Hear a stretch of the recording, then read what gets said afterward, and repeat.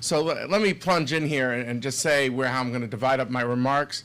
But before I do, I'd like to thank my research assistant, Gabrielle Tuden, and intern Andre Rosenblatt for helping assemble some of the stats you see here, a handout that you should have. Let me tell you how I want to divide it up. One is talk what I think is the main issue coming out of Israel, what sucks all the oxygen out of the room, Israel and Iran. And then I'd like to make some comments how it also relates to Israeli domestic politics. Of course, the ongoing situation in Syria and the situation with the Palestinians and the situation briefly with Egypt, but Eric will be dealing with most of Egypt, so I'm just going to make just some very quick observations. I'll try to do this all hopefully fairly briefly. So let's talk about how the Iranian issue is looking. There's no doubt that this is the dominant issue when you talk to any Israeli policymaker. I think it would be hazardous to say anyone knows for sure what happens. Does Israel strike or not? I do think, it's a danger to put these numbers on it and say, well, is it 50-50 before the U.S. elections of an Israeli strike? I'd probably say yes. I do think that is heated up. That there's this feeling that Israel's window is closing. Doesn't mean they'll definitely strike, but it might be that they reach a point that they have to forego their option. And I'd like to explain that. I think I won't be so diplomatic. I think they basically dislike the P5+1 diplomacy that's going on right now. They are not that shy about expressing that privately or publicly. Publicly, they're a little more careful. They don't want to offend the United States, so you'll never hear them saying America. But they'll say P5+1. That's the 5 permanent powers of the Security Council in Germany. They dislike it because, in their view, it's all based on a wrong premise, that time is on the side of the Allies, that because of the sanctions biting, it's only a matter of time before Iran gives in. Israel, which doesn't have America's military capability, sees its window of decision is closing faster. So it does not see time as on Israel's side, and therefore having a diplomacy that's more based on confidence building by focusing on what we call the 20% enriched uranium, which is the highest amount. Israel always sees that as a misnomer. They think it's 90% of the way to get a bomb is to get to 20% enriched uranium, while going from 20% to 93% is the remaining 10% of the effort. So in their view, if they get to 20%, they're mostly there. And anything on top of that is like the cherry on the cake. So in their view, by focusing it this way, it basically leaves the program intact. And it leaves people who want to be critical and conspiratorial in the Middle East to think, aha, the U.S. and Iran have a plan after the U.S. elections to lower the terms, like Facebook after the IPO, it just drops. And therefore, in their view, they see the diplomacy, I would say, in very negative light. And I'm sorry to be so blunt about it, but I'm a straight analyst, and this is how I think. This is what I'm picking up. And so their fear of the diplomacy is actually, I think, incentivizing them to strike. Perversely, what is being done is confidence building U.S. vis-a-vis Iran is having the opposite effect inside Israel, because they don't feel the sense of urgency. Moreover, the fact that nobody in the P5+1 would say that the diplomacy is going nowhere, they see as also, they won't use the word plot, but part of a wider effort to constrain Israel, because if you say the diplomacy is stuck, that will be viewed as an invitation for Israel to act. And some believe that there are European countries and others that are more intent on stopping Israel than they are on stopping Iran. So they actively dislike this diplomacy, and that came through to me very loud and clear. Now, what can be done about that? I would argue it's to try to get the U.S.-Israel clocks in sync. Dennis Ross and I wrote an op-ed in the Washington Post, I think it was March, April, about the lack of symmetry, that even though the U.S. and Israel share an objective, stopping Iran, they share a strategy, try to do it through sanctions and diplomacy, that the lack of symmetrical military capabilities meant that the clocks were, by definition, were going to be out of sync. So how do you bring the clocks into sync? I think to lengthen Israel's window of decision, and that is to help Israel with maybe a list of issues that Israel needs, perhaps with a proviso that Israel doesn't use it so soon, but that it would be the basis of a U.S.-Israel dialogue in 2013 on who could handle this issue better if this doesn't work. But if Israel keeps worrying that its window is closing, maybe the answer is to lengthen Israel's window and to level the field and synchronize the clocks so the U.S. and Israel can actually have a dialogue and that there won't be this sense of, I don't use the word panic, is not a good word, but this sense of urgency in Israel that the time is about up. So I think this is a huge, huge issue affecting the two countries, and we're seeing like almost an air train of American officials going to Israel. Bill Burns was just out there, Hillary Clinton was just out there, Tom Donilon was just out there, and Panetta's going out there. You'd have to be, as I like to say, an air traffic controller to keep up with the number of visits. If this thing doesn't work out between the U.S. and Israel, it won't be due to a communications problem because there's a huge, huge amount of interaction. So this is a big question. The other piece of this on the diplomacy that I think would be a difference would be to change the focus of the diplomacy where you root out most of the 3.5% uranium, low-enriched uranium. That's about 4 bombs worth. And maybe you leave a few hundred kilograms as a face saver for Iran. This is how I think the Israelis would see it. But but you're focusing on civilian power with no breakout capability. That would cool the Israelis off. But I think short of a change in the diplomacy, a change in how Israel, lengthening Israel's window, and also the issue of the third piece of this, which is the question of how does the U.S. talk to Israel and get its recommendations to solicit it so Iran doesn't hit. What sort of things could the U.S. do so Iran would believe the U.S.? Those are things that would make a difference. Let me go to the next point on the Iran, and that's Romney's visit coming up in this weekend, excuse me. He's in London now. Mostly this visit is being viewed as a PR visit, I would say, for Romney, the way that Obama made almost the exact same trip 4 years ago as a candidate. Also trying to introduce himself to the Israeli public, some say through that, to the American Jewish audience, by trying to identify with the chief concern. In 2008, that was rockets from Gaza. He went to State Road, said, if these rockets rained on my daughter, I know what I would do. And it would be interesting, I assume Romney will make some sort of a comparable statement about identifying with Israel's concern about Iran. I think the media in America has basically portrayed it that way, as a Romney PR visit, the way they saw it as an Obama PR visit 4 years ago.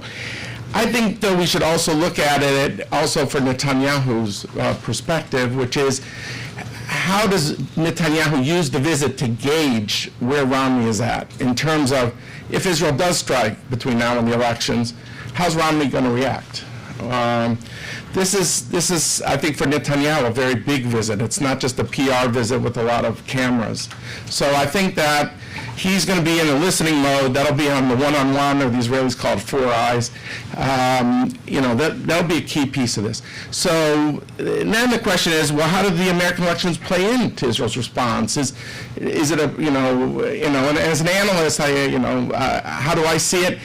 I see it that that Israel does, look, legitimately in the winter months, Israel usually does not engage in wars. I mean, you'd be very hard pressed, except the Gaza in the end of December 2008. But I think since 1948, it's fair to say that most of the wars that Israel could initiate, even the ones it didn't initiate, usually by the end of October, the wars stop because the weather becomes more unpredictable in the Middle East. So is this a factor? Yeah, it might be. It could also be a factor that, when you get into a post-election period, you can't predict as well people's responses. If Romney wins, until he staffs up. Usually new administrations want to review the policy of the last administration. That could bring you to June. So that's a long hiatus. I think if Obama wins, there'll also be some concerns until a new administration takes focus. So I think that there's a lot of focus. There's also probably a very cold political calculation, which is that before the election, you think the incumbent, the president, even if you have high trust, which hasn't existed necessarily between these two, Netanyahu and Obama, before the election, there'll be a clear political interest to support Israel and to warn Iran against escalation. If your lack of trust in Obama is so profound, as I think it is for some of these people in Jerusalem, I'm not saying all of them, and I'm not saying the name prime minister, but people around him, then I think you're concerned that a lame duck president who might be going back to Chicago to write a book, to teach in a law school, he may not be as predictable in his response. And that way you fear the Obama defeat as much as the Obama victory, because in that lame duck, you don't know what the president's going to react. Does he condemn the attack? So it's more the uncertainty of it all, where you think your higher percentage of certainty before the election in trying to predict American behavior is a factor. So I think that is a piece of this that needs further examination and has not really been worked over, I would say, in the United States as much. What about the Israeli elections? Now that the coalition has collapsed in Israel, the grand coalition, 94 seats, which was tied, I believe, for the most seats ever in Israeli history, 94 of 120. Does that have an impact? Well, I think here it's unclear. In theory, Menachem Begin hit the Sirak reactor in 1981, before the Israeli election of 1981, a couple weeks before. He was, though, convinced that Shimon Peres was not going to do it, because he had a letter from Shimon Peres, who had just seen Mitterrand, I believe, in May 10th, 81, and said what a terrible idea it was. He said, well, if I lose, this isn't going to happen, so I better do it now. Netanyahu is emerging, certainly in Washington. I think he used to be viewed more as an ideologue. I think now he's more viewed as just a risk-averse politician. And that sometimes means you're paralyzed on the Palestinian issue. He'll say that's not a fair characterization. Maybe it isn't, but he'll say things he's done. But that risk aversion means politically risk averse too, which is, well, if I don't have Mufaz in, and I have an election in February, and I attack in October, and it goes wrong, I could get booted out. And he won't have a Haredi law. He won't have a new law, which is had a huge resonance. You look at the numbers that we passed out. Because Avigdor Lieberman, who was to his right, of the Russian Immigrants Party, the foreign minister, has put forward a standard that Netanyahu won't meet. Russian immigrants don't care about the ultra-Orthodox at all. They feel they chafe under them in many ways. So their view is everyone 18 years old, I don't care who you are, you go in the army. The Arabs have to have their own service too. Netanyahu, who has counted on the ultra-Orthodox for much of his political life, and I wrote this in the Policy Focus in April. I said, he's got to think of the unity governments do not last in Israel, so he's going to be the most reticent. But he knows that this issue resonates with the Israeli public, and therefore he's got to do the minimum to keep the Israeli public happy, but not too much to alienate the ultras who are in his coalition. So this is a big question for him. And therefore, I think does this mean that if he doesn't get a law, until October, he'll be viewed as a stagnator, and maybe Ehud Olmert will be coming back if he clears this last legal hurdle and captures the center, which you see in the handout we gave you. There's a lot of fluidity, no natural leader in the center of the Israeli spectrum. Does that lead him to go early? And if he goes early, how does it impact the calculus on Iran? I think this is a big question. I don't think we know the answer to it, but I think this is big. The other element on Iran, and with that I'll stop on this point, and which is that I don't think he can count on the inner cabinet support right now. There's 14 members under the statutory situation in Israel. They have to vote on all attacks. And right now, Barak is way out front. Netanyahu might be 10 steps behind him, but the rest of the cabinet and the military are behind them. So this is a real question, and some are with him, but it doesn't cut across ideological lines. People could be hardwired like Benny Begin, but they are the most fearful because they think the coinage extracted from Israel at the end of this is the West Bank. So it doesn't cut across predictable lines. So those are some of the Iran aspects to look at. I'll just say, because my time is running out here, that if we, on the issue of Syria, the Israelis want to stay out of it. I think for a variety of reasons, maybe in the Q&A I could explain why. I think the only thing that could force them is if there's a chem bio thing across the border where Hezbollah is moving chem bio across the border.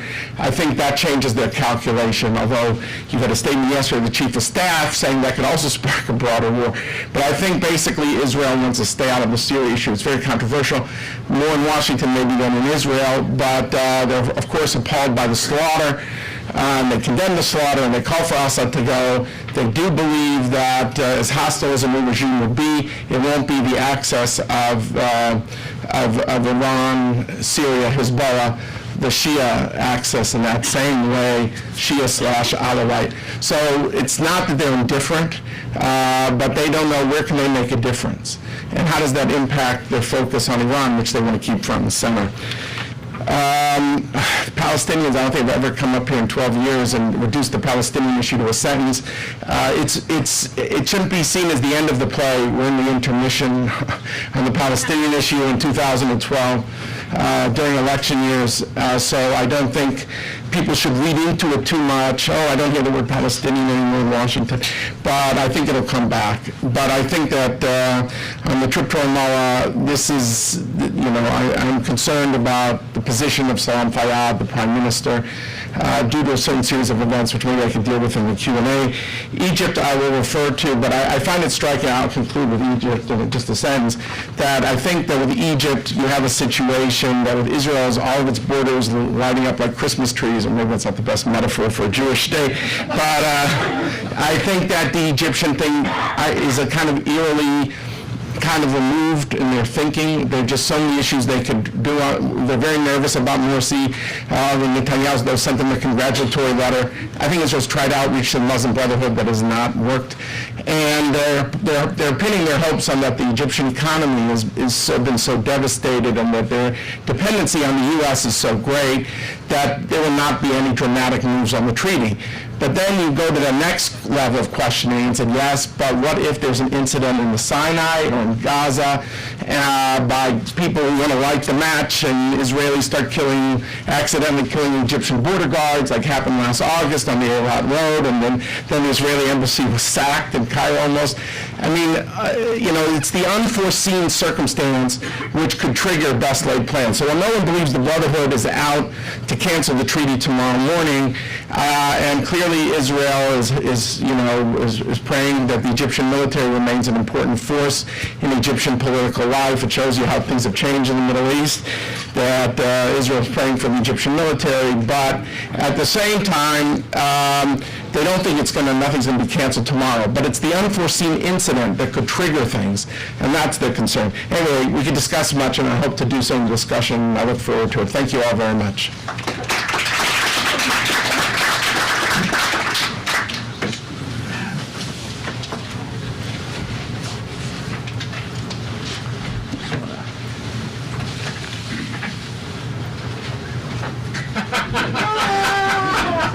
So thanks for coming. It's very good to be back. I just want to begin by thanking Katie, Elliot, and Noah. That's the crack RA intern team we have in the Arab Politics program, who were extremely helpful while I was away. I also want to thank my interpreter, Ahmed Khader, who I know will be watching this.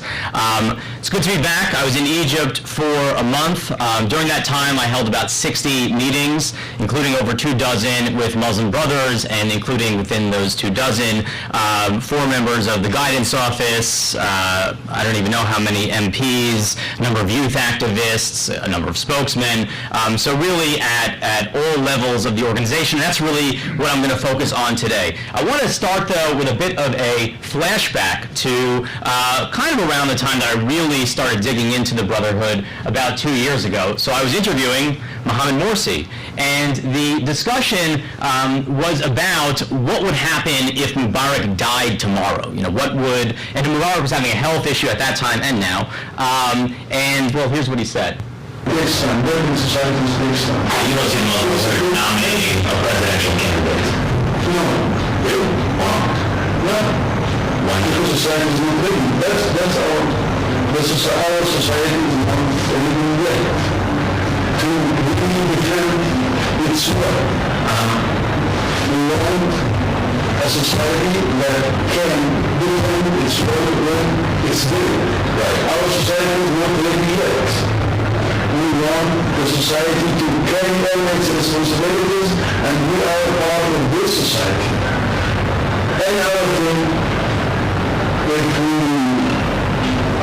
are rushing things, then I don't think that leads to a really stable position. So, I mean, that's kind of classic Brotherhood, that they wanted to have this social change before really engaging in politics at the most powerful levels. Well, you know, fast forward, here I'm in the square, June 12th.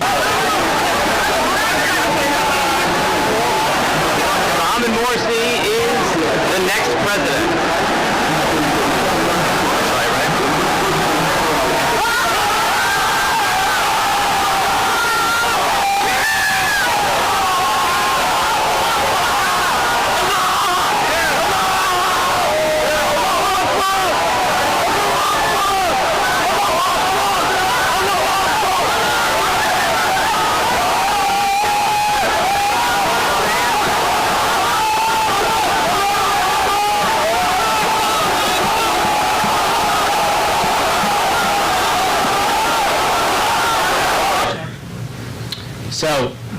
So much for not running a presidential candidate.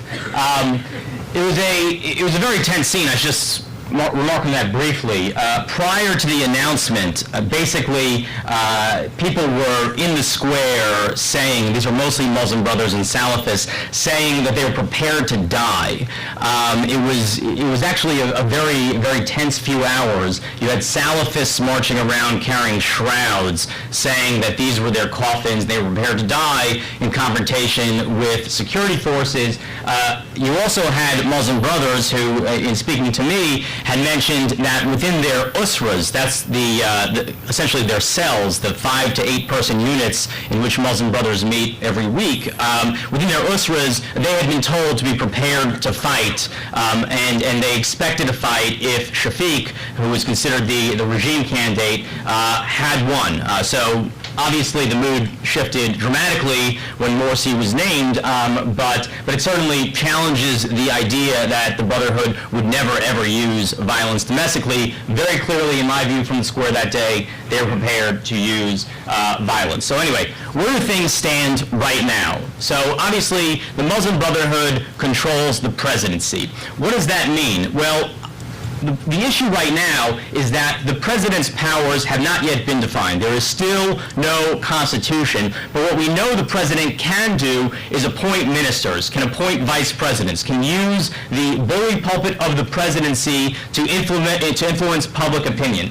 And I expect that he will continue to do that. And I think really the way you'll see the Brotherhood wield its power in the next few months is through its appointment of government ministers. Now, there is a whole team, and this is not surprising, from within the Brotherhood that directly consults with Mohammed Morsi on appointments. I got to interview some of them. Happy to talk about that more in the Q&A. But the bigger story, I think, is the ongoing low-flame power struggle between the Muslim Brotherhood on one hand and the Supreme Council of the Armed Forces, the SCAF, the junta, on the other. To some extent, these are natural enemies. Remember that the Egyptian military controls the weapons. It controls a substantial portion of the Egyptian economy. We don't know exactly how much. It therefore stands to lose quite a bit if it loses political power, and especially if there's to be civilian oversight over military budgets. For the military, that will probably continue to be a red line. The Brotherhood, on the other hand, is the best mobilized societal force. It has won elections, and ideologically it is trying to take the state in a direction that the military, due to its foreign policy commitments, is particularly uncomfortable with. Now, there's, I think, this idea that the military could act as a secularist check on the Brotherhood. I personally don't necessarily think so. I think it can act as a check on the Brotherhood's power ambitions. But the military, as far as I can tell, does not really have an ethos. It's not exactly like the Turkish military, especially pre-2003. Low flame. I want to emphasize low flame. This is not Lebanon, right? This is Egypt, a relatively homogenous country in which this will play out mostly through political maneuvers, maybe a couple of relatively small confrontations over years. Just an example of that. On Sunday, I believe, July 8th, Mohamed Morsi made this big stand of calling back the parliament. And he did this very clearly against the military's wishes, because the military had acted on a court order to dissolve the parliament roughly a month before. And the headlines in much of the Western press were standoff in Cairo. But the truth is that it really wasn't a standoff. I mean, nobody, including the Brotherhood, was mobilizing in a serious way to support Morsi. My sense, and I'll talk about this a little bit more, is that Morsi was trying to test the military's red lines, test the courts, see if anyone would force him to back down, which of course he ultimately did. And I think you're going to have a lot of episodes like that, where the military tests the Brotherhood tests the military. Sometimes you'll have mass protests, sometimes you won't have mass protests, and it's just going to continue like this for a while. It's going to be politically unstable, but not really, full-out bloody confrontation. And frankly, that's been the way the Egyptian revolution, which I see as ongoing, has been for quite some time. And because of that power struggle, I think for the most part, Egyptian actors will be focused internally.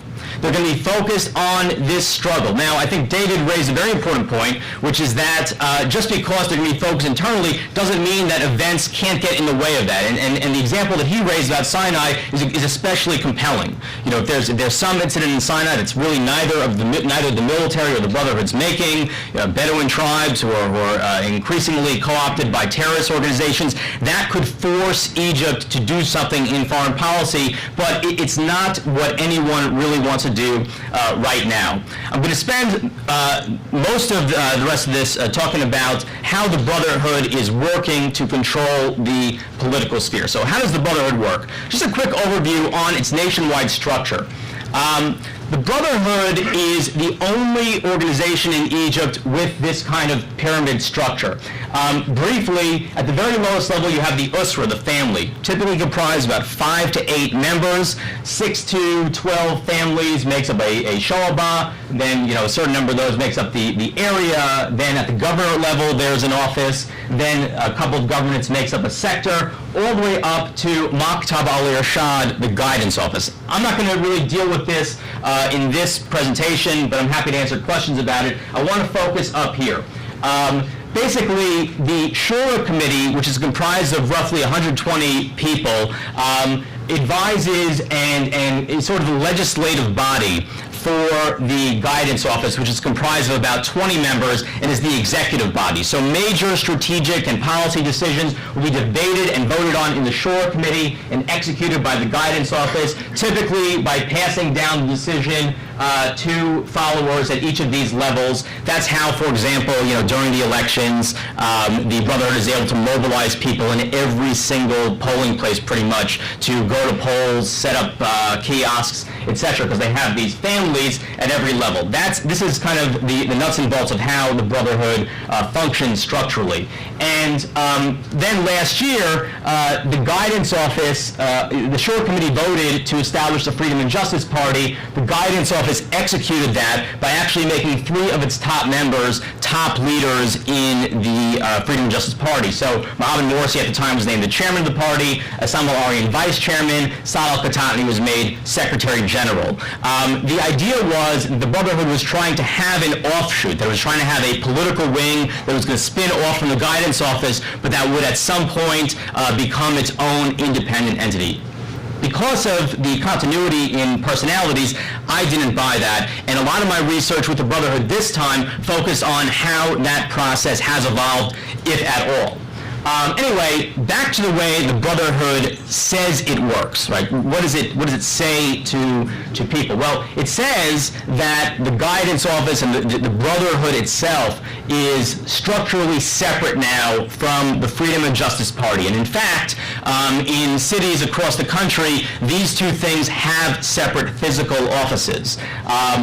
And then, now that Morsi has been elected president, they say, look, the president is his own thing, he has his own prerogatives, he has to manage government, he has to be a politician. We understand if he doesn't always do, things the way we would prefer him to do. He's now the president, he's his own man, and of course, Morsi technically resigned from the Brotherhood when he became president. What I found, however, is that actually there are points of contact through one very key body, which I've already mentioned in this presentation, which is in the Shura Committee. Right? Remember again, the Shura Committee is that 120-member body that advises the guidance office. And it has overlaps in each of these institutions. Now, all guidance office members are members of the Shura Committee. Let's get to that, right? The top ones that you need to know are Khairat al-Shatter, who's a businessman, considered the chief economist, and the other 3 deputy supreme guides, Mahmoud Azat, Mahmoud Ghazlan, Mahmoud Hussein. In the Freedom and Justice Party, the top members who are also on the Shura Committee, that's the Brotherhood's internal Shura Committee, are, again, Saad al-Khatani, Hussein Ibrahim, and Assam al-Aryan. Those are really just 3. There are probably at least a dozen. I interviewed many more than this, who are both on the Freedom and Justice Party and in Parliament and sit on this Shura Committee. And in the Morsi presidency, you have one of his top advisors, Assam al-Haddad, who's considered the top foreign policy advisor. So in other words, all of these people, though claiming to represent separate entities, converge in the Shura Committee, which meets weekly on Saturday mornings. No cartoons for them. So one exception to this, and this was kind of my puzzle, right, which is the Shura Council. Please do not confuse that with the Shura Committee. The Shura Council is essentially the Egyptian House of Lords. Also, please forgive the spelling difference. It has to do with the way that is spelled on the Shura Council building versus how it should really be spelled. Okay. The Shura Council Speaker is not a member of the Shura Committee, and that seemed to be like a real exception to what I thought I was laying out in the research. But then I went to interview the speaker, Ahmed Fahmy, and I found the following. That first of all, he is colleagues at the University of Zakazek with Mahmoud Ghazlan, Mahmoud Azad, and previously, unfortunately no arrow, Mohammed Morsi himself, and much more importantly, his son married Mohammed Morsi's daughter. Which is to say that the Brotherhood is keeping this in the family. I mean, this is a very tight network, and the Brotherhood is making sure that its top people, who will always meet weekly, are well placed across the new the institutions of government that they are now in at least partial control of. So how does the Brotherhood work? So political strategy is centralized within the MB's internal Shura Committee. Again, that's that big meeting that they have on Saturday mornings. Now, there are some things that they admit are centralized in the Shura Committee. For example, the decision to run in parliamentary elections, the decision to run more than 50% for more than 50% of the seats in the parliamentary elections, the decision to run a presidential candidate, very explicitly made by the MB's internal Shura Committee. But what I actually think is happening here is that they are making certain policy decisions beyond those kind of broad strategic decisions within the committee. I'll tell you a story about that. I was interviewing this guy, Fareed Ismail. He is a parliamentary leader. He is a member of the Freedom and Justice Party. He is also on the Muslim Brotherhood's internal Shura committee. So he's a very powerful Muslim Brother legislator and internal figure. And I said to him, when Mohammed Morsi called back Parliament, did you discuss this in the Shura committee meeting the previous day?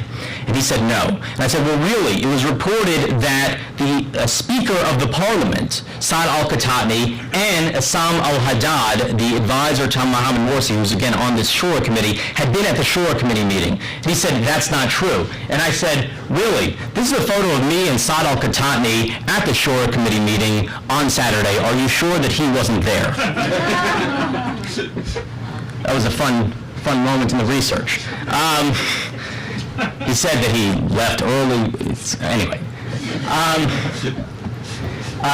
Beyond the strategic decisions that are made within the Shura Committee, again, across these various bodies, you have a political program that has come out of this Shura Committee. That program is called the Nahda Project. I'll speak about that briefly, but the Nahda Project is mostly an economic platform with some hinting towards Islamic concepts like getting rid of interest-based banking. I'll discuss that in a moment.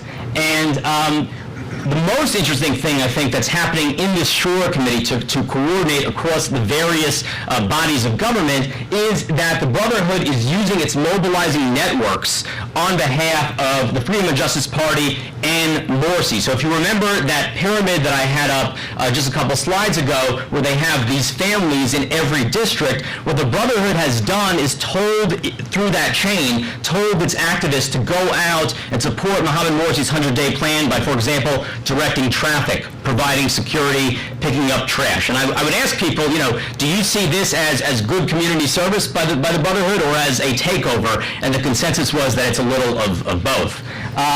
Also, the Muslim Brotherhood can use its networks to get people to Tahrir Square to protest on behalf of the party or on behalf of the president. I actually was amazed by just how organized this was.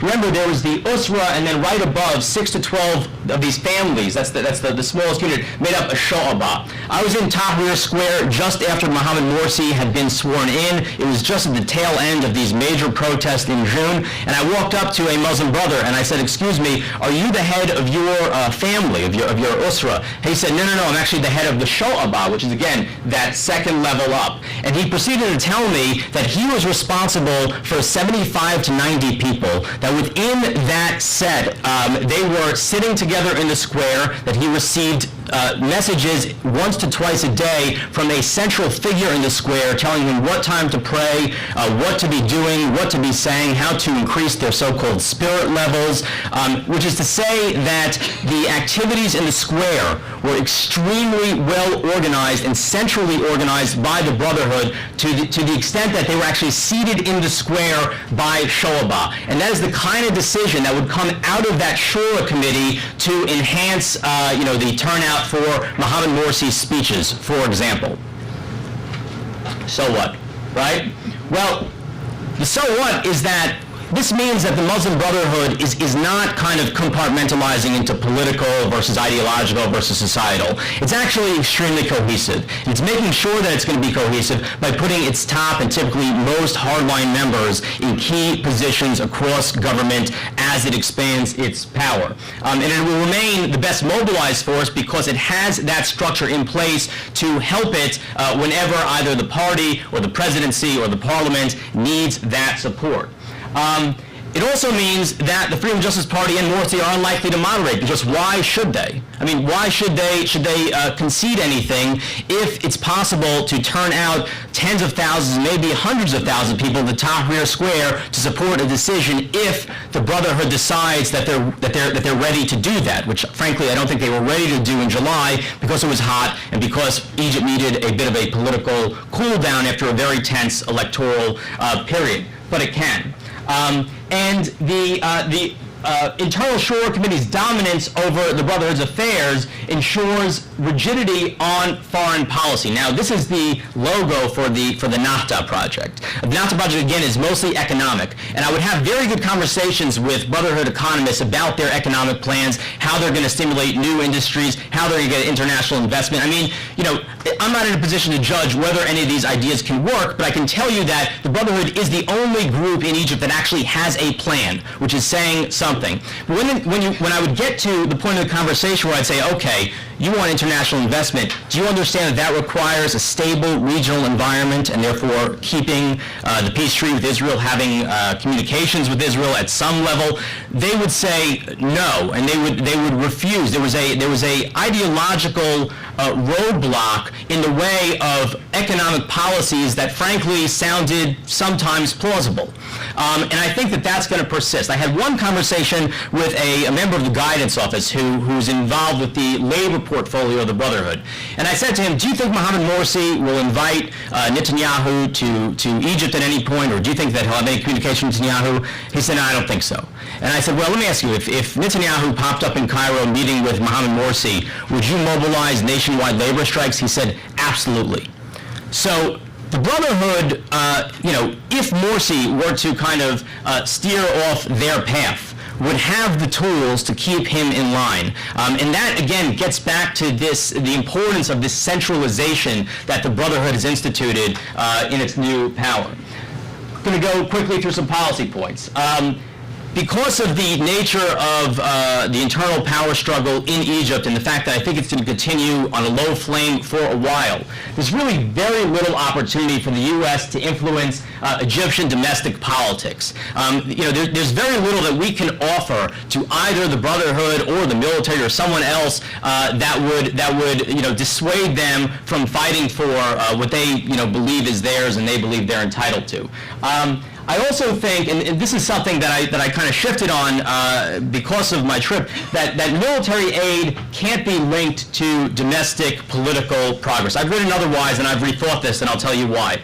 I had conversations with everybody, Muslim Brothers, Salafists, non-Islamist party leaders from across the spectrum, and I would always conclude by asking, should the U.S. withhold military aid to Egypt over democratization, right? That kind of conditionality language that we're all fairly familiar with. And the answer I got was never yes or no, but what are you talking about?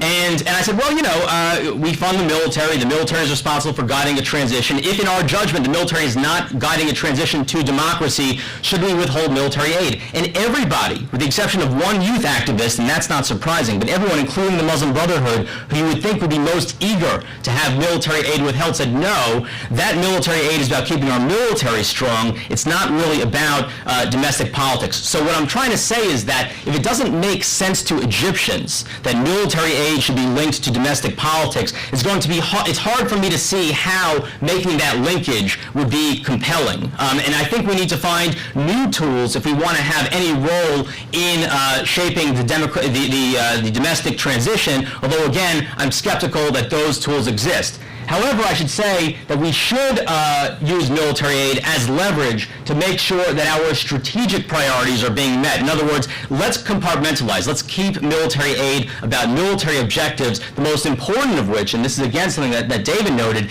is making sure we have a plan to keep Sinai stable, or coming up with a plan to stabilize Sinai, because of the possibility that a crisis point that would force Egypt to do something in foreign policy would start in the Sinai. That's what that military aid, in my view at least, should be about. I'm going to close with some fun facts that I learned that maybe will be useful to you in what you do. Number 3, the next foreign minister will likely be Rafat Mohammed Tahtawi. He was the former ambassador to Iran, Libya. He is very pro a strong Iranian-Egyptian relationship. He is quite hostile towards Israel. I'm not saying he'll definitely be the next foreign minister, but I am saying that multiple very good sources said that he was very likely. This would actually fit with what Muslim Brothers were telling me, which is that they were going to nominate somebody who actually came from the foreign ministry, but whose ideology was in line with their own. It's something to watch for. This could be wrong. Maybe this is not a fun fact. It's a fun guess. Fun fact, 3 top Muslim brothers were recruited to the Muslim Brotherhood while they were students in the United States. Muhammad Morsi, Muhammad Ali Bishr, and Mahmoud Hussein. And while they were students in the United States, they were friends with another kind of Muslim brother offshoot, which is Hamas leader Musa Abu Marzouk. So I thought that was fascinating because the story that I knew about Muslim Brotherhood recruitment was that it happens typically at a university or a mosque in Egypt. The fact that the recruitment network extended here and actually recruited some very high-ranking Muslim brothers was surprising to me. Last one, Hamas's point of contact with the Muslim Brotherhood until recently was Mohammed Morsi. So the typical storyline that Mohammed Morsi was a spare tire who was not really that important is false. My research actually showed that he was the point of contact to state security and the military and apparently also to Hamas, and I got that from a very high-ranking Muslim brother. Thanks for listening.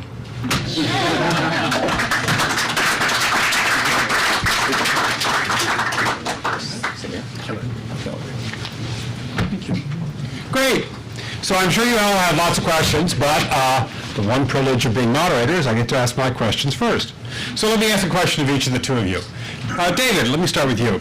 I recently came across an article in the New York Times which said, quote, senior Israeli officials say that if the Iranian nuclear program is not halted, they will be forced to consider attacking Iran's nuclear reactors. The interesting thing about this article is that it's dated January 5th, 1995. That was 17 years ago. So for 17 years, Israel's been telling us they will be forced to consider soon attacking Iran's nuclear reactors. What's different this time? And for Eric, do we want Morsi does the United States government want Morsi to succeed or fail? Is it in U.S. interest to see the Muslim Brotherhood government go down in flames, and the project is basically unsuccessful? Or do we have an interest in seeing a Muslim Brotherhood government succeed? Thanks, Patrick. The easy questions. Look, I think what's changed is, or manish tana, as they would say in Hebrew, or people who say a Passover, is that it's the program itself. I mean, in 1995, when Israel just started raising this issue with Al Gore and others in the administration, when it was with Russia, there was a whole issue. There was no Natanz enrichment. There was no Fordo mountain outside of Qom, which is very well insulated. I think most estimates, yes, non-proliferation estimates, they'll say that they do have 4 to 5 bombs worth of LEU, of low-enriched uranium. So I think the pace of the program, cannot be compared to then when they were trying to stop Russian support for Iran. It's an indigenous program, and it's at a point where, they feel they cannot make much of a difference. And I don't remember, now it's Barak was the defense minister. I said it was Yitzhak Rabin. I covered Rabin in '95. I don't ever remember him saying that within 7 months, Israel's window is closed, the way Barak is very well identified out there. I find that the idea of a strike is taken very seriously with this administration. It's not talked about as much publicly, maybe in the media it is, but not by administration officials itself, because it doesn't want to snowball in an election year. But I do think that this is something that people on all sides take seriously. I want to be clear, I'm not saying that I know they're going to attack. I don't think they know yet. As I said in my remarks, I think there's a real debate. I think there's a debate among the military, among the inner cabinet, these 14 members. I don't think these two people, Netanyahu and Barak, have a majority, but I wouldn't overstate the concerns of the military, because I could tell you that since the Lebanon War of 1982, Israeli generals are overruled all the time. It's just, I know we have an Israeli general here, sitting here, so I don't want to personalize. But I think that the political echelon tends to win out. It's, of course, the fact that some of these political people were once generals themselves, in the case of Rabin and Sharon, it maybe gives them perverse pleasure in overruling some of their colleagues. But I think that that you have to keep the focus on the military echelon. At the same time, being that Netanyahu is risk averse, and he is the buck stops here, if the attack does not go well, there, as most wars in Israel, there is a commission of inquiry. And one of the first questions the future Winograd Commission will ask is, what was the advice of the professionals? So this is not an irrelevant point, I want to be clear, but I don't think it's a decisive point. That's all.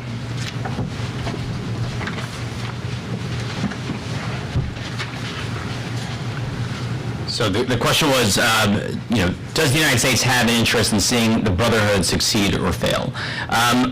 I think that officially we should send the message to the Brotherhood that we're willing to work with them if they're willing to work with us, and we're willing to see them fail if they're not.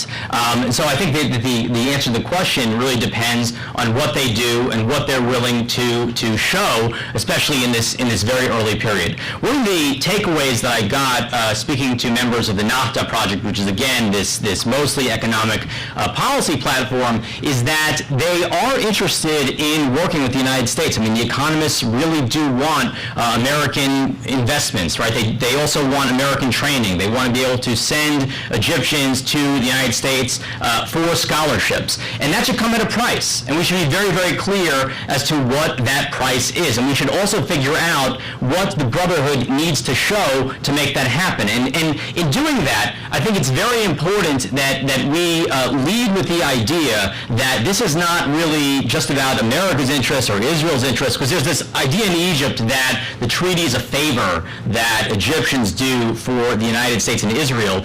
We should lead with the idea that this is very much in Egypt's interest, that if anything happens to the treaty, that if there's a breakdown in Egyptian-Israeli relations and then a crisis, Egyptians might die, and that we want to prevent that, and the Brotherhood should want to prevent that. And not only that, if the Brotherhood really wants to build the economy as it lays out in the NAFTA project, it's going to need a stable regional environment. So we need to lead, first of all, with the idea that these things are in Egypt's interest, but we also need to strongly condition any support that would help the Brotherhood succeed on them showing their goodwill. I don't think they've really done that yet. I don't think they've had the opportunity to do that. So again, we need to figure out what they would have to do to show that they are willing to be a partner, at least for now.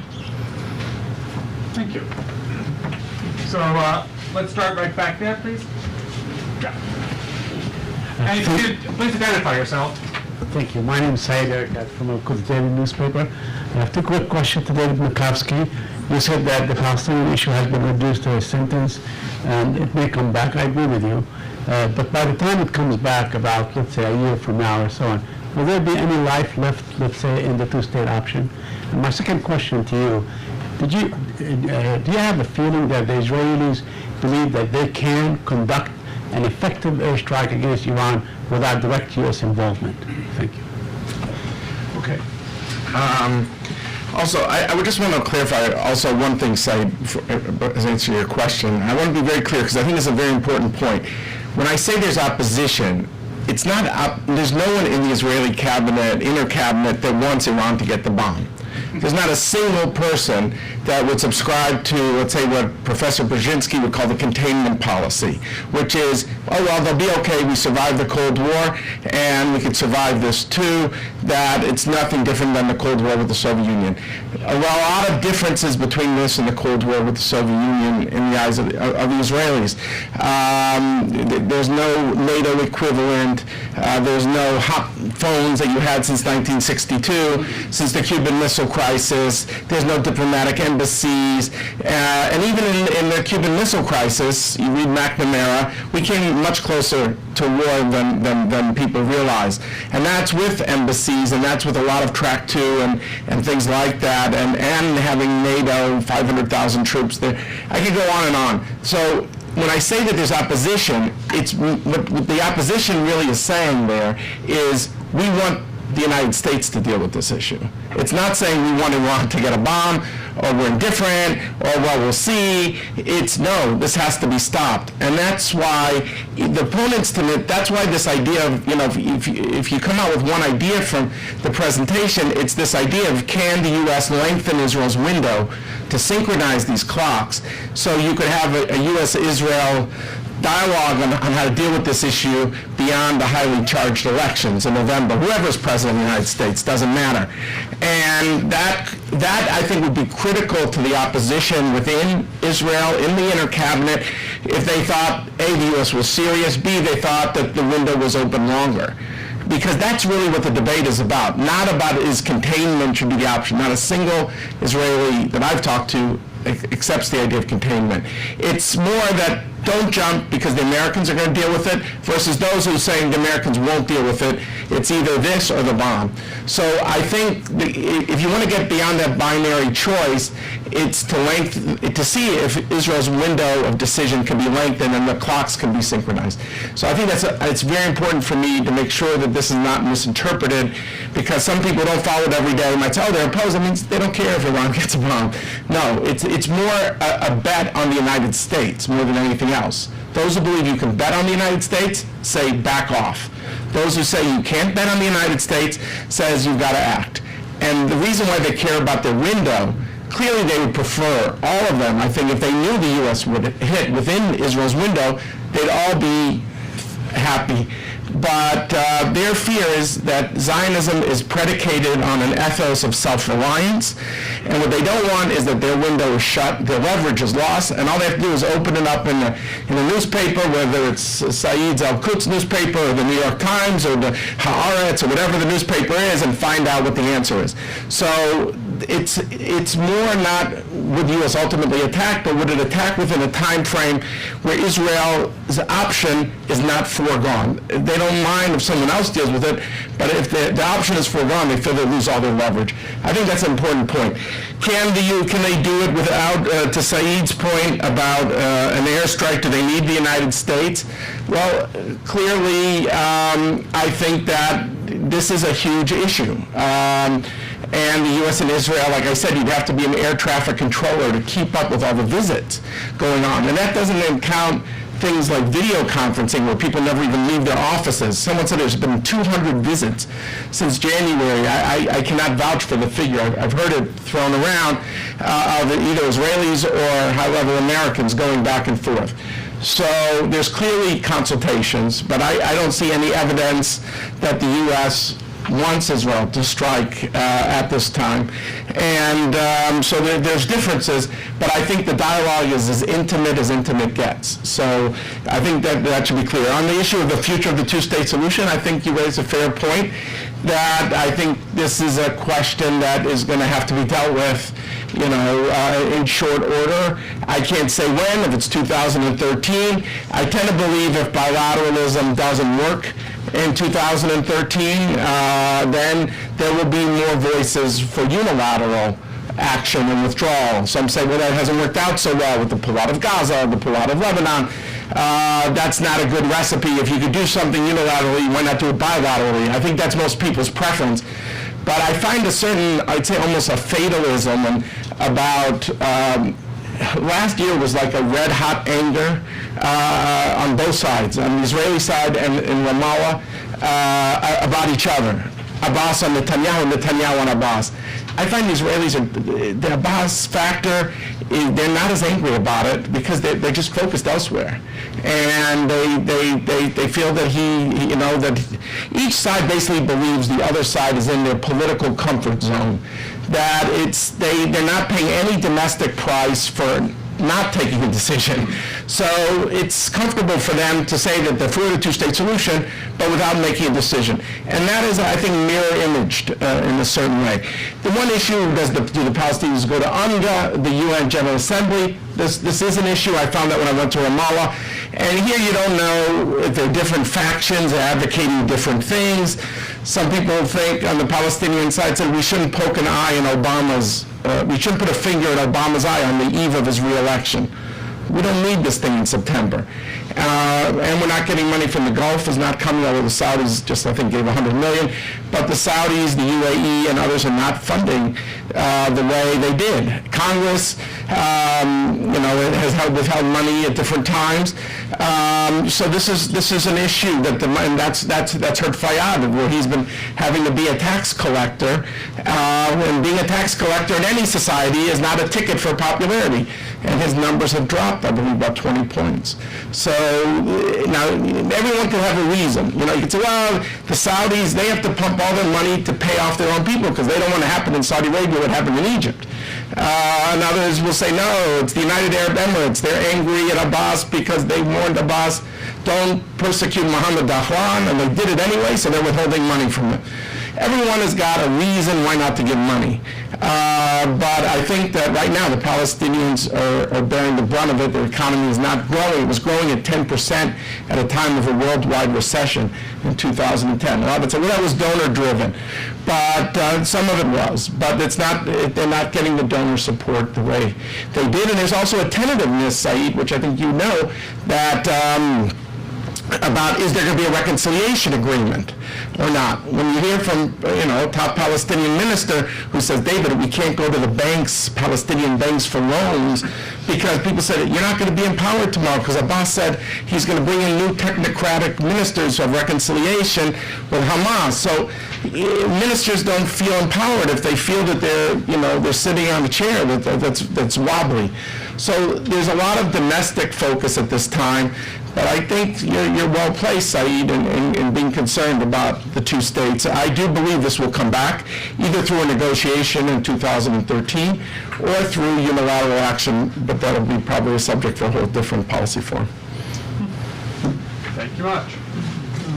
Still trying to get that, but all right. Over here on the side, please. So, Dana Right behind you, microphone. Dana Marshall with American University. A question for Eric on, first of all, that was a fantastic presentation. Thank you very much for all that information. I'm not saying this is my view, but the Atlantic Council and some others have this thought here in town that somehow the sum of all of the various assistance programs that are out there, and for those of us who've worked in these fields, such as I have when I was in government, they're quite familiar, and many of them are very effective, but somehow there's a feeling that the sum is less than the parts, that the end result is less than the sum of these parts, that something is missing. And the part that seems to me that is missing, given what all has happened in Egypt, is where is the connection to really establishing a relationship with the people, not only the elite youth, but maybe to the extent possible that 40% at $2 a day that voted. What channel can we use to reach out to those people? So the specific questions with your encyclopedic knowledge of the Brotherhood, what kinds of programs do you think would be things that they would be interested in and that we could do to fill in that missing part? Thanks. That's a great question. I think that and this was really what I got from, again, the more like the economists, the businessmen who advised on this NAFTA program. That's the Brotherhood's official platform. They're very interested in the United States education system. They're very interested in technological expertise coming to the United States and that sort of thing. I don't hear a lot about public works projects or or anything of that kind, but certainly more in the technological sector. Now, how deeply could something like that reach into the society at the level you're speaking of? I mean, I don't think very deeply, unfortunately, because you have a country where there's, I think, 30 to 35% illiteracy, and these sorts of severe problems that I think American aid would be very hard pressed to seriously address. But I think that's where the Brotherhood would be most interested in having the U.S. play a role.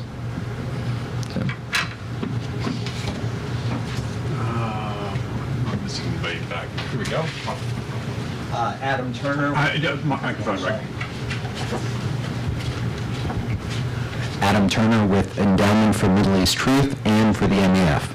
My question is for Eric, and I have an article in front of me that talks about Egypt having a $22.5 billion budget deficit next year.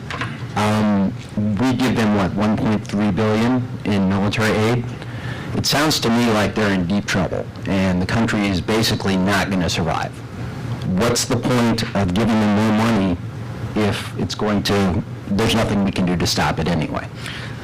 It's a good question. So on the issue of the severe economic problems that you referenced, and frankly the real likelihood that Egypt could have an economic calamity, I raised this even with the Brotherhood economists and others and other members of parliament, and it was actually shocking just how unworried they were about this. They made me feel, or they didn't really make me feel, but they made it as if I was quite alarmist that, what are you talking about, cash crisis, so it'll come through, it'll work out. And there's unfortunately no way to really have a conversation with somebody about that problem if they think there's absolutely no problem.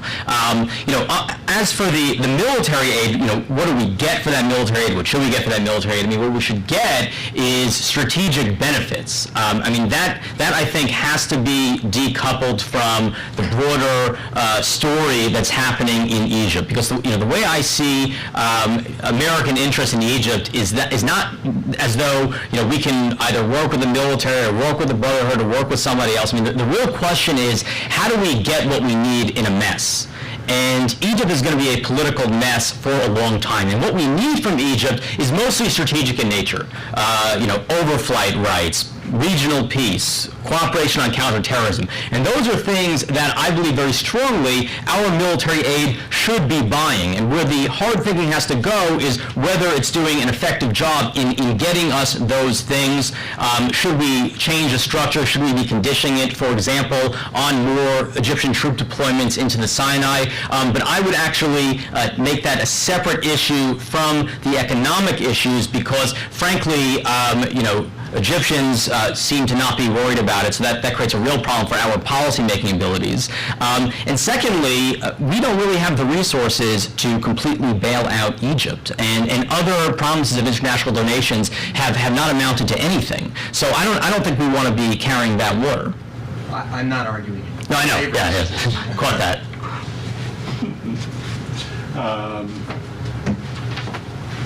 Front row and back. Hi, David Lowe, National Endowment for Democracy. Eric, could you address the question of the relationship between the Brotherhood and the Salafists? Sure. I actually asked most of the Muslim brothers I met with about that relationship and about how it's going. And for the most part, at this particular moment, these two groups are really cooperating with each other in the basic political goal of trying to move the military more quickly out of power, empower President Morsi. Part of the reason for that is that the Salafists believe that they stand to gain from Morsi's election, which frankly is probably true. It's likely that the Salafists will get a vice president. I think it'll be Ashraf Thabit, who I got to interview this time, but we don't know that for a fact. And the Salafists are pushing very, very hard for portfolios. Now, I happen to know that the Brotherhood is very, very hesitant to give the Salafists any ministry. I was speaking to the team that's kind of working with Morsi on the ministries. They said they really don't want to give them anything, but I find it very hard to believe that the Salafists won't get at least a couple of ministries. The Salafists, remember, supported Morsi in the second round, also showed up in the square in very noticeable numbers. So I think for the moment, it's going to be one of cooperation. I think the long-term trajectory of Egypt is of what I like to call competitive theocracy, where these two very distinct versions of Islamism fight one another. Just kind of one insight that came to me from this trip, when you ask a Muslim brother, what does it mean to implement the Sharia? It's amazing how non-specific the answer is. So they say, oh, it means the broad principles, freedom, justice, liberty, and you press that. I press them and I'd say, no, like specifically, what policy changes the day that you implement Sharia from what it is now? And no one could come with an answer answer. I even interviewed Abdul Rahman al-Bair. He's the Azhari Sheikh on the Brotherhood's guidance office. I thought, okay, this is the guy who's going to answer this question, and he had nothing. And I don't think it's because they're being coy. I think it's because they actually don't know, that they're so focused on power and frankly lack a real intellectual tradition that they don't have an answer. What I'm concerned about, speaking about this Salafist Brotherhood relationship, is that the Salafists actually do have answers. You ask a Salaf, I asked a Salafist MP maybe a week and a half ago, what changes when you implement the Sharia? He very quickly said, women wear the hijab. And I said, the hijab or the niqab, which is the face covering. He said, we prefer the niqab, but we'll settle for the hijab. Christians too? Yes, nuns wear hijab. So they have an answer. It's not a good answer, but it's an answer. And my concern is that you get to this point where you have that Sharia framework in the Constitution, and that's definitely going to happen. And then you have the Salafists kind of filling in the details. So again, right now it's a pretty cooperative relationship. Down the road, this is definitely going to be one of competition. Okay. You heard it here. Thank you, please. Tom Whitman, Middle East Institute. Stay there, Eric. My question's also for you. I've heard from Dave. I want to hear from you. How would you evaluate President Morsi's trip to Saudi Arabia? I think it was a trip that was trying to reassure Saudi Arabia and I think the Arab world more broadly that Egypt's foreign policy wouldn't change, or at least wouldn't change very rapidly. Saudis have been extremely concerned about the rise of the Brotherhood, of course concerned about the rise of the Salafists. Our understanding is that the Saudis really wanted the status quo, were very angry when the U.S. withdrew support from Mubarak. I don't think that we should read more into it than that, because I think it's very likely that the Brotherhood will try to pursue what I guess we could call a third way foreign policy in the Middle East, where they're neither in the U.S. axis, not in the Iranian axis, but somewhere in between. There's no question in my mind that they're going to try to strengthen relations with Iran, again, not to become an Iranian proxy, but to have this kind of third way emulating Turkey to some extent model. I think that Morsi will probably visit Iran in the next couple of months, perhaps the non-aligned movement meetings, which are coming up. So it may have also been a way of signaling to Saudi Arabia that just because he may embark on that trip doesn't mean that he's completely abandoning them. But I'm not so sure that we should draw a bigger conclusion than that.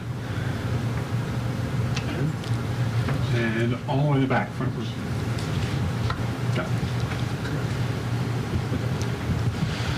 Hi, this question's for Terry Woods from the Center for Security Policy. If there is, let's say, an attack on the Iranian nuclear facilities by either America or Israel, what do you see as the repercussions? Specifically, do you see proxies such as Hezbollah getting engaged? Or just in the region in general, what do you see the repercussions? Good. I'm glad you mentioned that, because I didn't have enough time in the presentation, so I was hoping for a question like that. Look, I think it depends a lot on the context. Clearly, if there's a sense that the diplomacy has run its course, I think the context could be different than if people think, oh, it happens tomorrow, and then we just do an oil boycott of the EU on July 1st. So it depends, international reaction, on the backdrop. I do think for that. And it's clearly, if the U.S. leads the effort, there's a greater chance, I think, that what you really want is to have that the multilateral coalition that has imposed sanctions maintains that level of sanctions, because the goal is clearly not the strike itself, but to make sure that they don't reconstitute their program. And if you have a multilateral coalition, the odds are higher they'll try to do what they can, of course, Iran, but that you can try to avoid the importation of material to Iran, and it'll take it harder to reconstitute. Now, people have also forgotten, though, Fordow, the mountain, my understanding from Pentagon people is that it took 10 years to build it. So when people say, what could actually a strike achieve, which is very common to hear in Washington, and I'm not here, I think if people think, if they do find a way to hit Fordow, to reconstitute that, assuming they do real damage, whoever does it, whether it's the U.S. or Israel, the question, it will take them a while to reconstitute the mountain, in a way more than the Natanz area. But underground things take time to rebuild. So that's an element. Now, in terms of the regionals, they're going to lead to a war, which is a very fair question. I think when I came back from Israel, one of my takeaways, it was really a division between the professionals and the politicians on trying to ascertain the Hezbollah Gaza response. The professionals are not sure because there's a lot of statements that have been made by different people.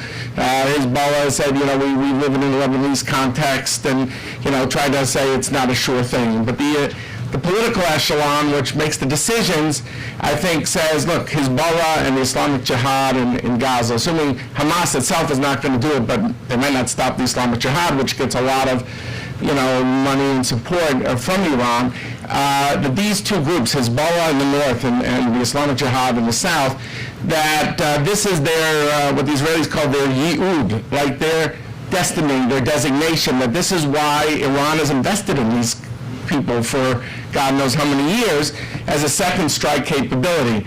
So whatever their druthers are, that Iran would be insisting that any response is not pro forma, but real. And I heard things in Israel, which I've yet to get a confirmation here, saying that when it comes to Hezbollah, ever since Nasrallah fired all these rockets in 2006, and he said the Iranians aren't too happy with me because I wasted all, he didn't say wasted, I used it, but we need it for another day or something. The Israelis say that there's an Iranian Revolutionary Guard people now in Lebanon, and that they're in charge of a lot of the rockets in terms of when they're fired, how they're fired, so that Nasrallah doesn't even have full control anymore because of this anger at him in wasting it in 2006. So I think it's a very fair question, but it was really striking to me to see the differing assessments from the professionals who could give you kind of both sides of it, who could make the argument why it's not in their interest to provoke Israel, and those who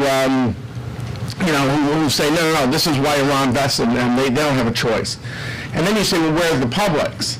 And I find the Israelis who have tended to be very regime-centric, whether it's in Egypt, before Mubarak, I think today less so, but so regime-centric that when you talk about what about public protests, they just didn't think about it. Given they have so many things to think about, it's just not on their radar. I think they basically think that the Arab public will not be able to do anything meaningful, whatever their views are, if Israel hits Iran, given a lot of the enmity between the Arabs and the Iranians. On the other hand, if there's a follow-on thing, and I've had this discussion, Dave Pollack has made that point, I think, very convincingly, but if Hezbollah is involved, and then Israel hits an Arab capital, like Beirut, on a follow-on, that could spark more protests. And so it depends, on the context. But I found there's an interesting division between the political echelon and the professionals in trying to assess how they see it. I think the final piece of this, which maybe is the obvious piece, but I think it depends also on the strike itself. I mean, did it claim a lot of civilian casualties? Was it a failure? Did it succeed? Was it something, is Israel going for the model, or the U.S. going to go for the model of 2007 with Syria? You can't deny, I mean, with Google Earth and everything, the media is all over these places, but there's a difference between something that you deny versus something you don't acknowledge. And it'll be interesting to know if the non-acknowledged model of 2007, which Israel hasn't acknowledged to this day, is the model that we should be thinking about, and thinking about how these people look at Iran and try to avoid or lower the prospects or the scope of retaliation. Right there.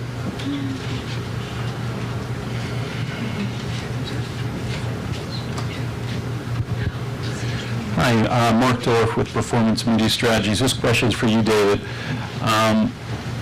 In regards to a potential strike, if Israel were to strike Iran, do you think that would create a catalyst for the Green Party in Iran to, use it as a precedent to try to overthrow the regime, or would it solidify the Iranian people as a whole against Israel?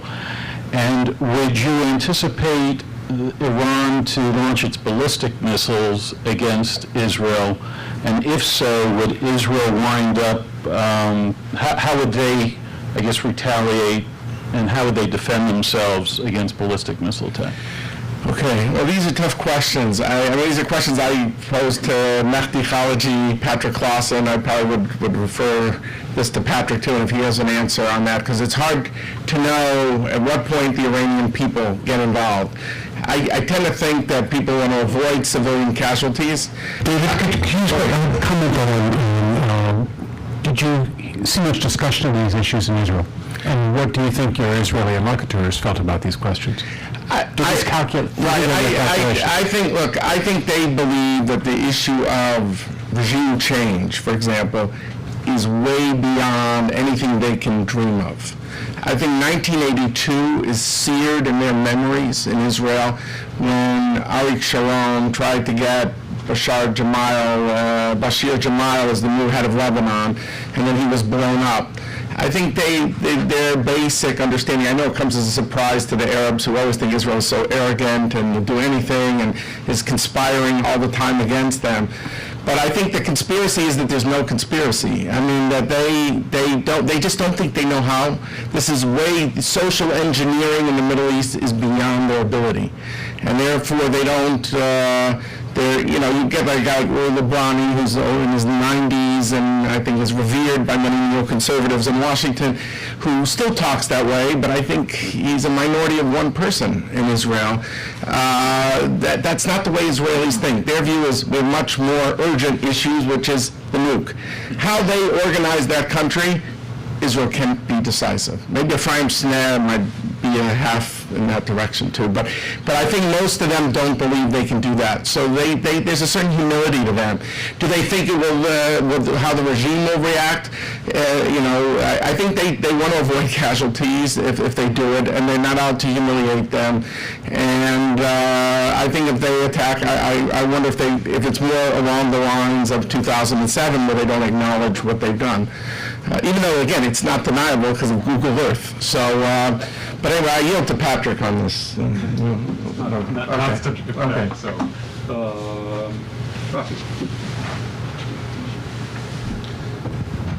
Rafi Danziger, advisor to AIPAC. My question is addressed to Eric. I'm generally puzzled by the Sinai situation.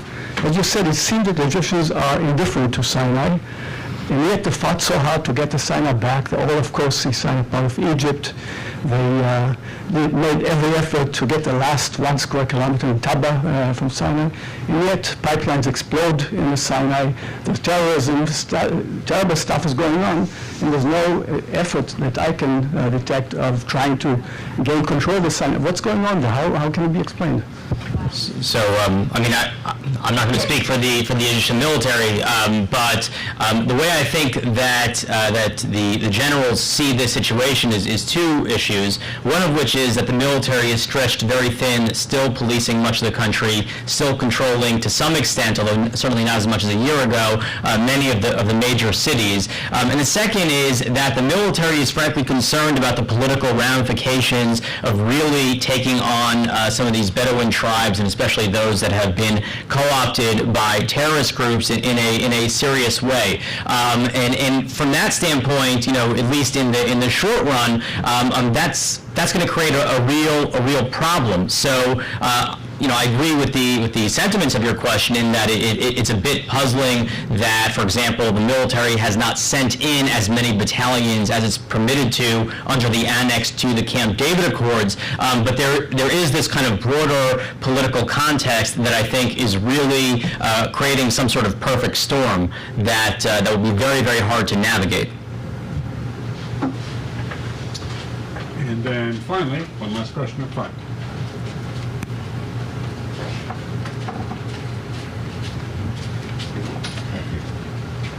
Peter Rosenblatt. David, the chart that you've distributed here shows some fairly dramatic shifts in the theoretical strength of the Israeli parties. What do you make of that? Well, it's very good. The domestic politics, there's not too many people always interested in Washington. I sometimes feel it's like putting your head in a washing machine. The more you know, the less you understand. So people tend not to be interested. So I'm glad to know that I have at least one person here that I could talk to, because I know you're interested in Peter, but we're a minority in Washington. Look, I think right now, Kadima, there were 28 seats. They were the biggest party last time. This was taken right after Mufaz left the government by Minat Samach of Dachaf, Yediot Achronot, and she's a very reputable pollster. She puts them now at 7. And what you see from the chart is that the votes have gone in two directions, basically.